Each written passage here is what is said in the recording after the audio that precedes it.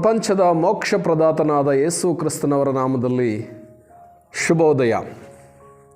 ದೇವರ ವಾಕ್ಯ ರೋಮಾಪುರದವರಿಗೆ ಬರೆದ ಪತ್ರಿಕೆ 1ನೇ ಅಧ್ಯಾಯ ವಚನ 15 ಹಾಗೂ 16. Romans chapter 1 versus 15 and 16.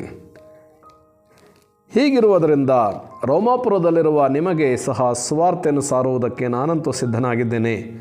ಸುವಾರ್ತೆಯ ವಿಷಯದಲ್ಲಿ ನಾನು ನಾಚಿಕೊಳ್ಳುವವನಲ್ಲ.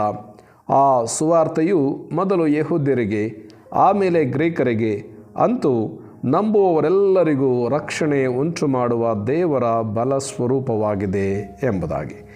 ಇಂಗ್ಲೀಷಲ್ಲಿ ನಾವು ಓದುವಾಗ, so as much as in me I am ready to preach the gospel to you who are in Rome also, for I am not ashamed of the gospel of Christ, for it is the power of God to salvation for every one who believes, for the Jew first and also for the Greek. ಪ್ರೀತಿ ದೇವಜನರೇ, ಅಪೊಸ್ತಲನಾದಂತಹ ಪೌಲನ ಒಂದು ಹೇಳಿಕೆಯನ್ನು ನಾವು ಈಗ ಕೇಳಿಸ್ಕೊಂಡಿದ್ದೇವೆ. ಪೌಲ ಭಕ್ತನ ಹೇಳ್ತಿದ್ದಾನೆ, ಸುವಾರ್ತೆಯ ವಿಷಯದಲ್ಲಿ ನಾನು ನಾಚಿಕೆ ಪಡುವುದಿಲ್ಲ.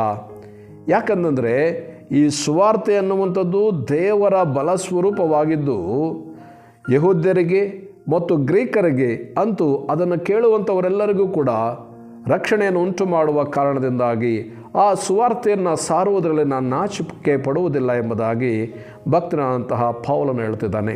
ಈ ಸುವಾರ್ತೆ ದೇವರ ಬಲಸ್ವರೂಪ ಆಗಿರುವುದರಿಂದ ಆ ಸುವಾರ್ತೆ ಇವತ್ತು ದೇವರ ಮಗನೇ ನಿನ್ನ ಕೈಗೆ, ದೇವರ ಮಗಳೇ ನಿನ್ನ ಕೈಗೆ ಕೊಡಲ್ಪಟ್ಟಿದೆ.